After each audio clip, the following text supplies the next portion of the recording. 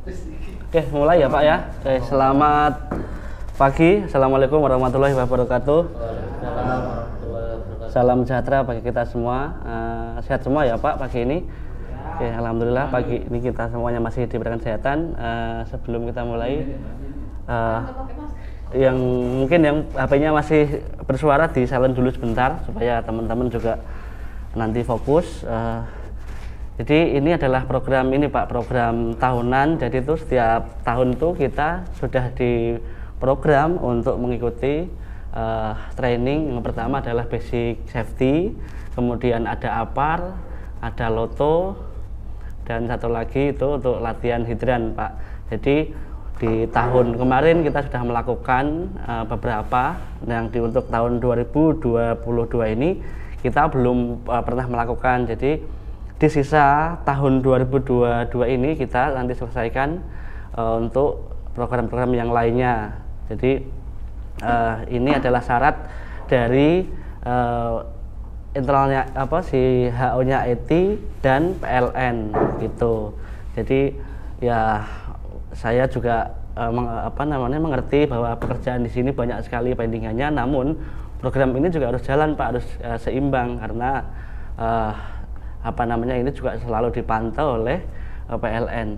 Oke Pak, langsung aja ya. Nanti kalau saya ada yang kurang, kemudian ada yang mungkin kurang paham, kurang memahami, nanti silakan ditanyakan. Yang mungkin atau penjelasan saya yang mungkin kurang dipahami, nanti bisa dibantu menjelaskan. Kita sama-sama belajar karena saya bukan basicnya bukan trainer Pak, tapi apa yang saya tahu, apa yang saya ketahui akan saya sharing ke Bapak Ibu semuanya. Oke, jadi ini adalah lambang K3 atau logo K3. Mungkin Bapak Ibu sering melihat logo-logo seperti ini dan mungkin belum pernah mengetahui apa sih artinya di logo-logo ini, padahal banyak sekali tertempel di baju, kemudian di helm, spanduk, dan lain sebagainya. Nah, ini ada artinya Pak. Jadi untuk yang warna plang plus ini adalah mempunyai arti bebas dari kecelakaan dan sakit akibat kerja. Jadi artinya adalah bebas dari kecelakaan dan sakit akibat kerja. Kemudian roda gigi ini memiliki arti bekerja dengan kesegaran jasmani dan rohani. Kemudian untuk warna putih yang ada di tengah ini artinya adalah bersih dan suci. Kemudian warna hijau memiliki arti selamat dan sehat juga sejahtera. Kemudian roda giginya di sini ada 11 Pak ya. Jadi ada 11, ini artinya adalah 11 bab dalam Undang-Undang Keselamatan Kerja, yaitu Undang-Undang Nomor 1 Tahun 1970. Nanti akan kita sedikit ulas terkait dengan undang-undang ini. Kemudian keselamatan dan kesehatan kerja. Nah, ini keselamatan artinya adalah suatu keadaan selamat, bebas dari cedera ataupun bahaya, atau perasaan takut akan celaka atau cedera dan resiko bahaya. Kemudian kesehatan mempunyai arti suatu keadaan kejiwaan, baik fisik maupun rohani, kemudian sosial, kemudian bebas dari ancaman penyakit akibat kerja. Jadi artinya adalah sehat, baik sehat jasmani, rohani, dan kemudian juga sehat dalam bersosialisasi ke teman, lingkungan kerja, dan lain sebagainya. Kemudian yang paling bawah adalah lingkungan kerja. Jadi pada saat kita bekerja itu harus memperhatikan lingkungan kerja Pak. Jadi tidak menimbulkan udara tercemar, kemudian air tercemar, tanahnya juga menjadi rusak, dan lain sebagainya. Jadi lingkungan maksudnya adalah seperti itu. Nah, kemudian untuk definisi K3 di sini ada 2 poin. Yang pertama adalah dari filosofi dan keilmuan. Dari segi filosofi artinya adalah pemikiran dan upaya untuk menjamin keutuhan dan kesempurnaan. Dalam hal ini adalah tenaga kerja dan manusia pada umumnya, baik jasmani maupun rohani. Kemudian secara keilmuan adalah suatu ilmu pengetahuan dan penerapannya dalam upaya mencegah kecelakaan, kebakaran, peledakan, pencemaran, dan penyakit akibat kerja. Seperti itu. Ini adalah definisi dari K3. Kemudian untuk dasar hukum K3 nasional atau di seluruh Indonesia ini ada 3 poin Pak yang mendasari. Yang pertama adalah Undang-Undang 1945, kemudian Undang-Undang Nomor 13 Tahun 2023 yang dulunya adalah Nomor 14 Tahun 1969, tapi sudah diganti dengan yang Nomor 13 Tahun 2023. Kemudian yang paling spesifik membahas tentang keselamatan 2003. Iya, 2003. Jadi kemudian undang-undang yang paling spesifik membahas tentang keselamatan kerja yaitu Nomor 1 Tahun 1970. Nah, ke dasar hukum K3 ini yaitu mempunyai tujuan ya, sebentar Pak, kita ke sini dulu. Jadi undang-undang yang pertama tadi yaitu lebih tepatnya ada di pasal 27 ayat 2. Jadi tiap-tiap warga negara berhak atas pekerjaan dan penghidupan yang layak bagi kemanusiaan. Kemudian masih di dasar hukum yang sama yaitu Undang-Undang Nomor 13 Tahun 2003, lebih tepatnya di pasal 86, setiap pekerja atau buruh mempunyai hak untuk memperoleh perlindungan atas yang pertama keselamatan kerja, kemudian moral dan kesusilaan, kemudian perlakuan yang sesuai dengan harkat dan martabat manusia serta nilai-nilai agama. Kemudian untuk melindungi keselamatan pekerja, buruh guna mewujudkan produktivitas kerja yang optimal. Kemudian perlindungan sebagaimana yang ditulis pada ayat 1 dan ayat 2 dilaksanakan dengan peraturan perundangan yang berlaku. Kemudian untuk Undang-Undang Nomor 13 ini isinya yaitu untuk yang poin pertama, setiap perusahaan wajib menerapkan sistem manajemen keselamatan dan kesehatan kerja. Kemudian yang kedua adalah ketentuan mengenai penerapan sistem manajemen keselamatan dan kesehatan kerja sebagaimana dimaksud pada ayat 1. Jadi ini adalah dasar hukum dari K3 di seluruh Indonesia. Nah, ini yang paling spesifik membahas tentang keselamatan kerja ada di Undang-Undang Nomor 1 1970 ini. Karena ini isinya banyak Pak, jadi mungkin tidak bisa saya sampaikan. Jadi poinnya di situ. Jadi ada kewajiban dari perusahaan, kemudian ada hak dari perusahaan, kewajiban bagi pekerja, kemudian hak pekerja dan lain sebagainya. Karena ini banyak, nanti tak sharing di grup supaya nanti bisa dibaca-baca. Kalau jelaskan bisa panjang sekali nanti ini. Nah, tujuan dari undang-undang ini adalah yang pertama agar setiap tenaga kerja terjamin keselamatannya. Kemudian agar orang lain yang berada di tempat kerja terjamin keselamatannya.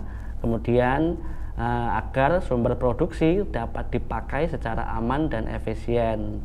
Kemudian dari undang-undang ini secara universal dia adalah untuk mencegah terjadinya kecelakaan, mencegah kecelakaan yang serupa tidak terulang kembali. Kemudian menjamin pekerja dapat mengembangkan potensinya sesuai dengan harkat dan martabat sebagai manusia. Kemudian tujuan K3 secara khusus yaitu untuk mencegah atau mengurangi kecelakaan, kebakaran, peledakan, dan PAK atau penyakit akibat kerja. Kemudian mengamankan mesin, instalasi, pesawat ini maksudnya adalah kren gitu Pak. Kemudian ada mobil truk yang besar seperti itu. Jadi pesawat angkat dan angkut. Kemudian alat kerja, bahan baku dan bahan yang dihasilkan dari produksi. Kemudian menciptakan lingkungan dan tempat kerja yang aman, nyaman, sehat dan penyesuaian antara pekerja dengan manusia atau manusia dengan pekerjaan. Nah, kemudian prinsip dari K3 ini, jadi ada 3 poin. Jadi ada JSA atau Job Safety Analyst, kemudian ada JSO atau Job Safety Observation, dan yang ketiga adalah analisa kecelakaan.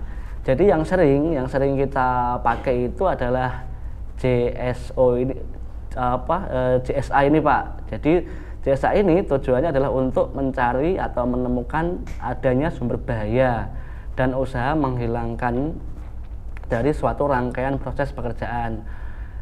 Mungkin Bapak dan Ibu sering saya membahas tentang JSA ini. Mungkin yang lupa, saya sedikit akan mengulanginya, bahwa JSA ini dibuat berdasarkan dari SOP pekerjaan. Nah, setiap pekerjaan itu seharusnya sudah ada SOP-nya Pak. Jadi artinya sebelum kita bekerja itu kita sudah punya rancangannya dulu. Jadi tidak asal bekerja. Jadi sudah disesuaikan nanti tahap pertama ini, kedua ini, dan lain sebagainya. Nah, setelah dibuat SOP, kemudian barulah kita bersama-sama membuat JSA-nya. Jadi setiap langkah-langkah pekerjaan, setiap rangkaian pekerjaan kita analisa. Jadi potensi bahayanya apa, kemudian cara penanggulangannya bagaimana, dan lain sebagainya. Itulah fungsi JSA. Jadi setiap satu pekerjaan, satu JSA. Jika pekerjaan tersebut berlangsung misalnya 1 minggu, 1 hari, dan lain sebagainya, itu nanti setiap harinya ada namanya permit. Jadi karena kondisi cuaca mungkin, kemudian kondisi lingkungan setiap hari kan berbeda, makanya ada yang namanya permit. Dan semua ini sudah kita laksanakan. Jadi kita sudah mempunyai SOP, kemudian sudah mempunyai JSA dan permit yang kita buat setiap harinya. Kemudian ada Job Safety Observation. Ini adalah bertujuan memperbaiki atau meningkatkan mutu K3 melalui pengamannya sikap dan seorang dalam melakukan pekerjaan. Ini belum pernah kita lakukan. Mungkin nanti kalau sudah ada gas, potensi bahayanya sudah tinggi, kita akan melakukan JSO ini. Nanti formnya seperti apa ke depan nanti akan saya sosialisasikan. Kemudian analisa pekerjaan. Nah, analisa kecelakaan. Jadi tujuannya adalah untuk menemukan penyebab dan menentukan cara pencegahannya bagaimana. Nah, selama ini mungkin di tempat-tempat lain kalau ada kecelakaan, misalkan tangan terjepit dan lain sebagainya, itu orang pekerja itu, khususnya yang pekerja harian ya Pak ya, dia lebih baik diem. Jadi mereka takut nanti dia kena dikeluarkan dan lain sebagainya. Nah, ini orang yang kurang paham tentang K3 akan berpikiran seperti itu. Padahal dari kita tujuannya bukan untuk itu. Jadi setiap ada kecelakaan kita analisa. Jadi supaya ke depan kejadian tersebut tidak terulang lagi. Tujuannya seperti itu. Kemudian kecelakaan kerja. Jadi mempunyai pengertian kejadian yang tidak direncanakan dan tidak diduga sebelumnya yang dapat mengakibatkan gangguan terhadap suatu proses pekerjaan yang telah direncanakan dan disertai timbulnya korban atau kerugian. Nah, kerugian ini bisa dari pekerjanya itu sendiri, misalnya luka, kemudian cacat, kemudian yang paling parah adalah meninggal dunia. Kemudian selain dari pekerjanya itu bisa dari propertinya, jadi kerusakan bangunan, kemudian alat yang digunakan juga rusak, gitu. Kemudian profit, nah artinya bisa mengurangi profit dari perusahaan tersebut. Jika ada kecelakaan, secara otomatis kan produksi jadi dihentikan semuanya. Nah, ini akan mengurangi dari profit perusahaan. Nah, efek dari kecelakaan kerja ini beruntun seperti ini. Kemudian ini adalah sumber-sumber bahaya Pak. Jadi misalkan nanti di tempat ini sudah ada gasnya, jadi sumber-sumber ini sudah ada semua Pak. Ada hazard yang artinya adalah bahaya potensial yang telah ada. Nah, artinya jika nanti di sini sudah ada gasnya, berarti kan bahayanya kita sudah tahu semuanya, gitu. Kemudian danger artinya adalah peluang bahaya sudah tampak. Nah, kalau kita bekerja di tempat gas, apalagi yang bertekanan, tentu kita mengetahui bahwa bahayanya itu sudah kelihatan. Nah, kemudian resiko. Jadi kalau kita sudah tahu bahayanya, kemudian kita bisa memprediksi jika terjadi kebakaran ataupun peledakan. Nah, ini kita bisa memprediksi akan mengakibatkan timbulnya korban, kerusakan alat, dan lain sebagainya. Kemudian ada insiden. Jadi insiden ini muncul kejadian yang bahaya. Misalnya tiba-tiba sudah ada gasnya, tiba-tiba si blank ini lepas Pak, jadi gasnya keluar semua itu. Kemudian ada accident, ada kejadian bahaya yang disertai adanya korban atau kerugian. Nah, ini adalah bagian dari insiden, namun di sini sudah menimbulkan korban, seperti itu kira-kira. Itu. Terus ini Pak, ini fenomena gunung es. Pada saat terjadi kecelakaan, yang kelihatan tampak biasanya adalah si korbannya itu, kemudian harus ada biaya pengobatan, kemudian biaya kompensasi. Jika si pekerja ini tidak bisa masuk kerja kan harus ada kompensasi dari perusahaan. Nah, yang dimaksud gunung es, kerugian itu bukan hanya di korbannya itu Pak, tapi di bawahnya itu ada kerusakan.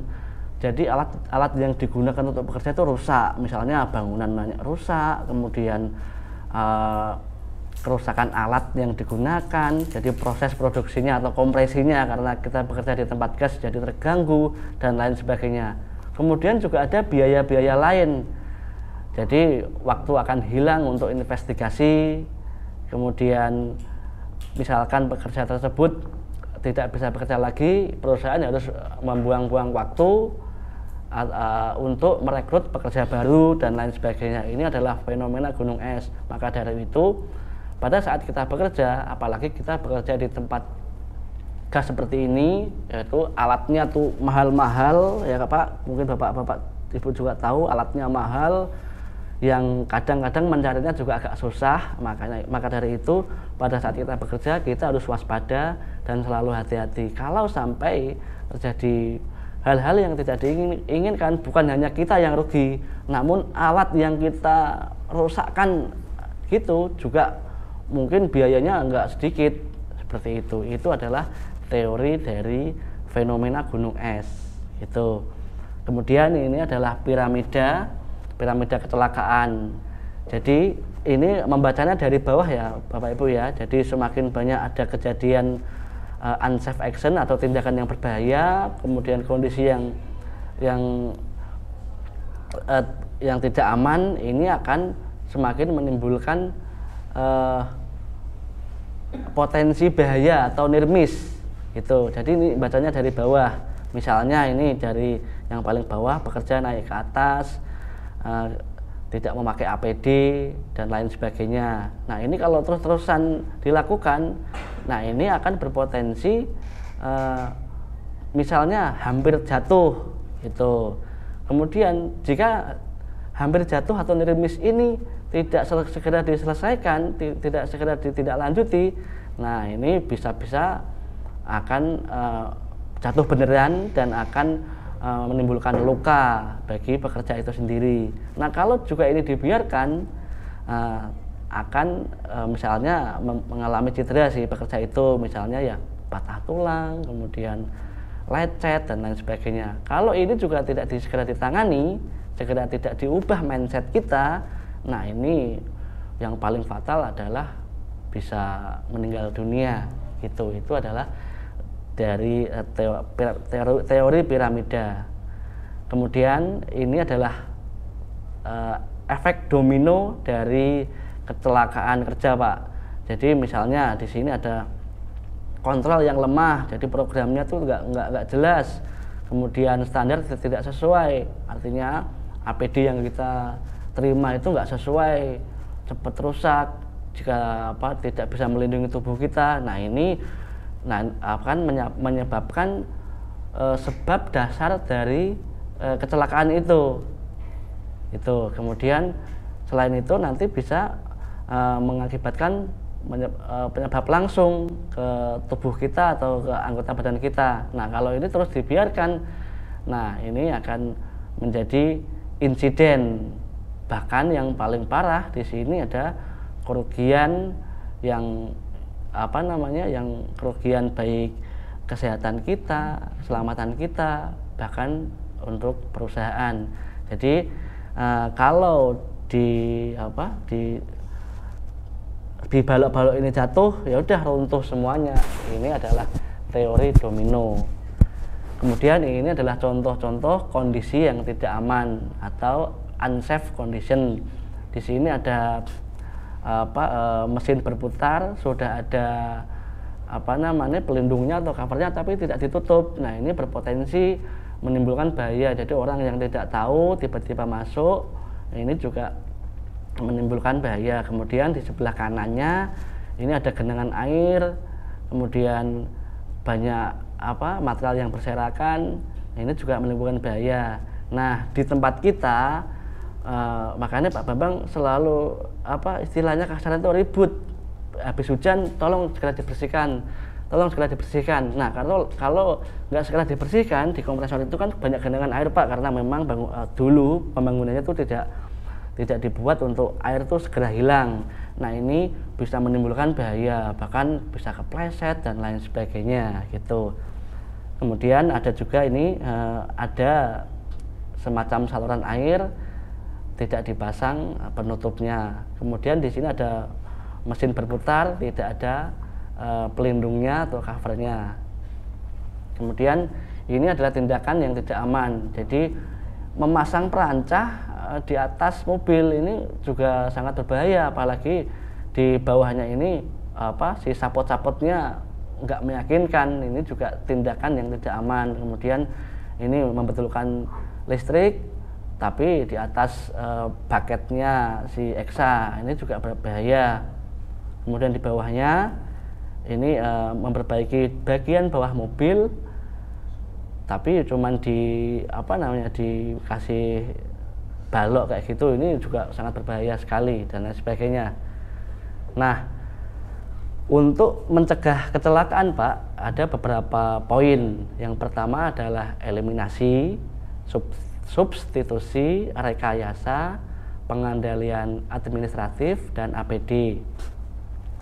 Nah, untuk eliminasi ini mempunyai pengertian menghilangkan suatu bahan atau tahapan proses berbahaya. Misalnya kita diharuskan memperbaiki gas kompresor.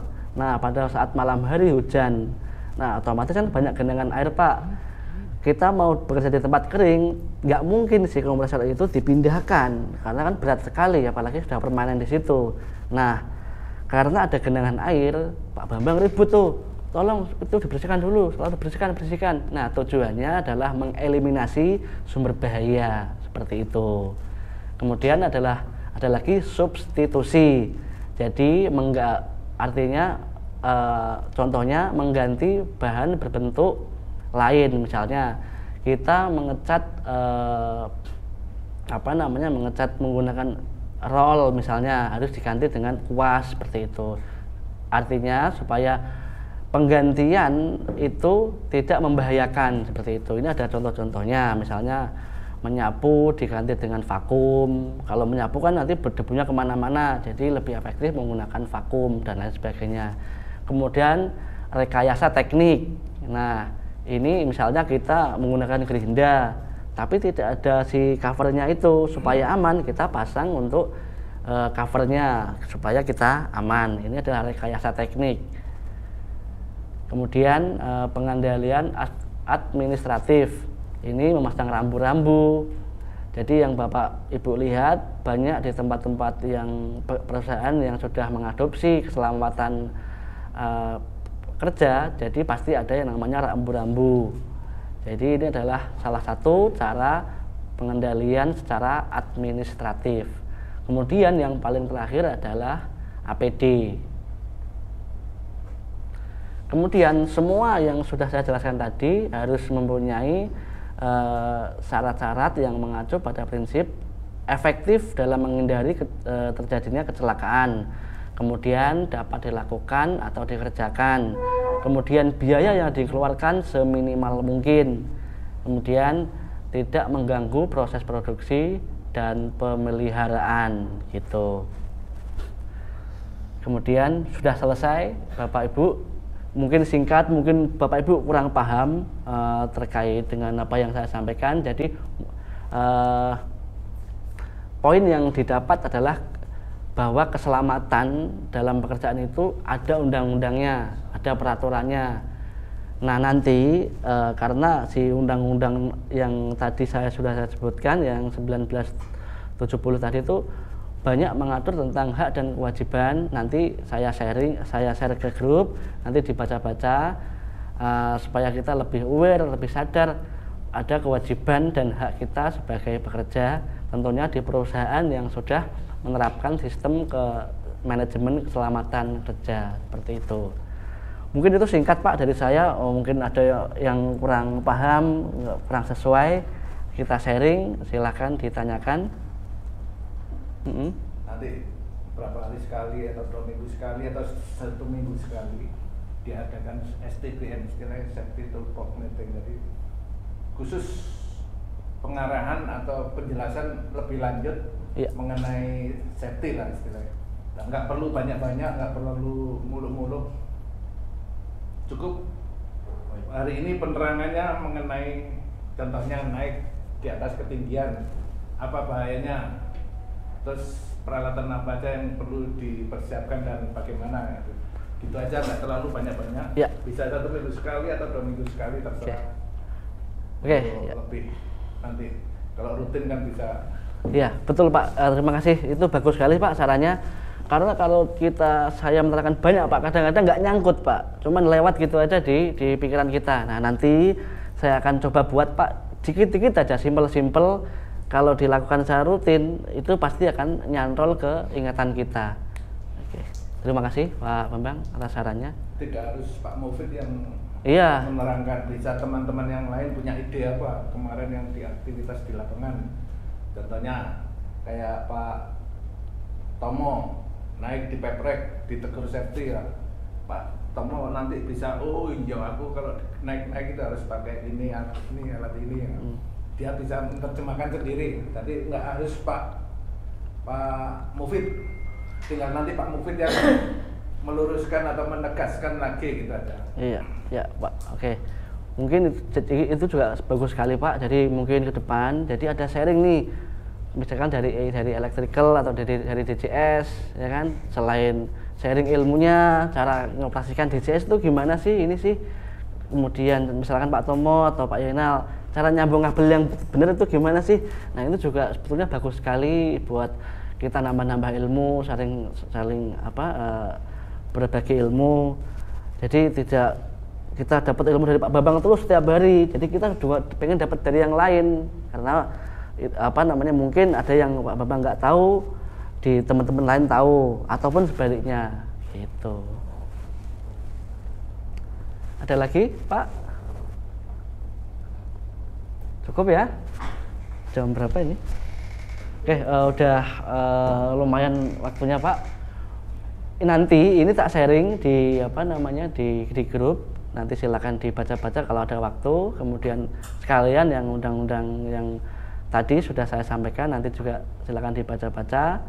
Kemudian nanti ini Pak, jadi mungkin minggu depan saya akan buat ini semacam kayak kayak evaluasi kemarin tuh. Nanti bisa dijawab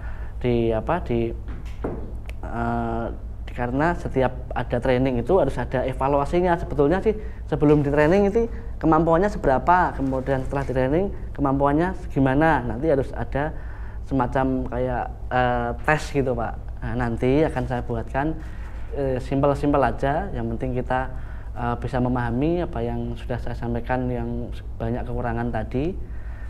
Mungkin itu dari saya, kurang lebihnya mohon maaf. Terima kasih atas waktunya Bapak Ibu semuanya. Tetap semangat, kita tetap kompak dan selalu mengutamakan keselamatan selama kita bekerja. Oke, saya tutup dengan berdoa mulai.